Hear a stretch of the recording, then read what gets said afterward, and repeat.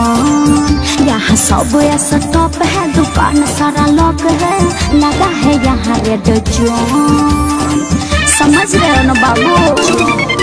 Hello hello मेरे बाबू, तुम्हें बता दूं कि बोलो न लेके फोन। यहाँ सब ऐसा टॉप है, दुकान सारा लॉक है, लगा है यहाँ रेड जोन। मम्मी करी है मामा से बतिया, सुना सुना जरूरी हाली बा। हेलो बाबू, रिचार्ज कर दो ना, मेरा पैक खत्म हो गया है।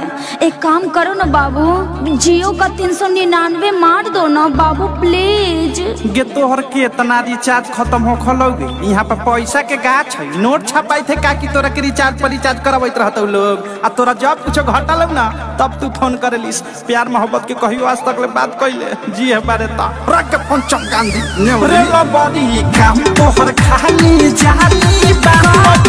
फोन पेटीएम खाली बा रे बड़ी काम तोहर खाली जाली बा। लॉकडाउन में पेटीएम खाली बा।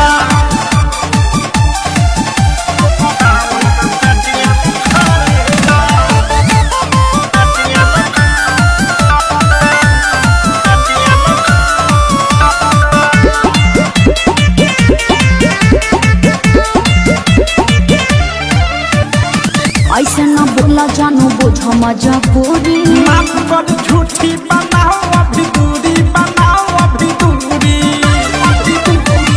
ऐसे न बोला जानू बुझो मजबूरी। माफ कर झूठी बनाओ अभी दूरी, बनाओ अभी दूरी।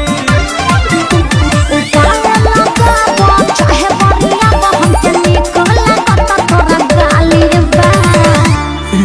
तू हमरा के भूलियावत, हम भूलियाए वाला नहीं खिक लागत कि तोहरा चक्कर में हमारा कोठी में के धइल धान गेहूं बेचे के पड़ी। अरे रख फोन तोरी मां का प्रणाम कर। प्लीज बाबू मेरे बारे में ऐसा मत सोचो बाबू, कर दो ना।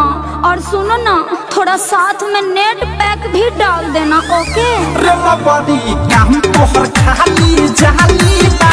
अभी रख फोन पेटीएम खाली बा। रे मनी काम तोहर खाली जाली बा। लॉकडाउन में पेटीएम खाली बा। अच्छा तब जाने लगता।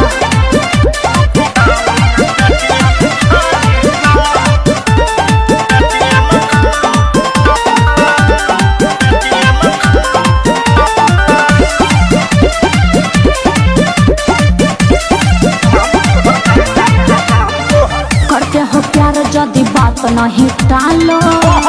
दू दिन से नेट पैक डालो रे, नेट पैक डालो प्लीज ना। करते हो प्यार यदि बात नहीं टालो। दू दिन से नेट पैक डालो रे, नेट पैक डालो।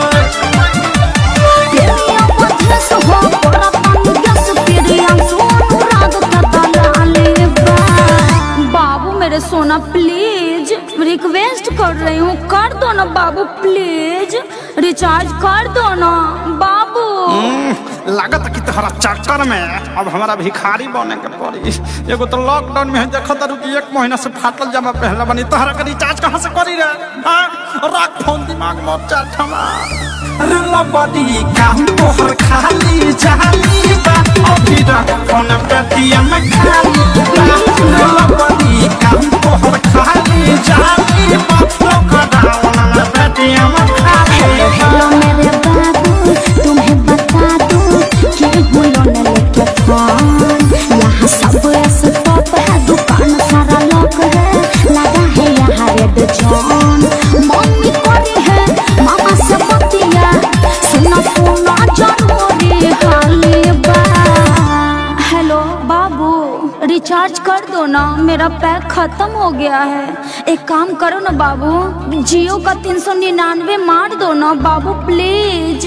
गे तोहर के इतना रिचार्ज खत्म हो खलोगे? यहाँ पर पैसा के गाछ है, नोट छपाई थे का कि तोरा के रिचार्ज पर रिचार्ज करवाइत रहतौ लोग। आ तोरा जब कुछ घटल ना तब तू फोन करेलिस। प्यार मोहब्बत के कहियो आज तक ले बात कइले जी है बारे ता रख के फोन चमकान दी रे बड़ी काम तोहर खाली जाली बा। अभी रख फोन पेटीएम खाली बा। रे बड़ी काम तोहर खाली जाली बा। लॉकडाउन में पेटीएम खाली बा। अच्छे हो बाबू।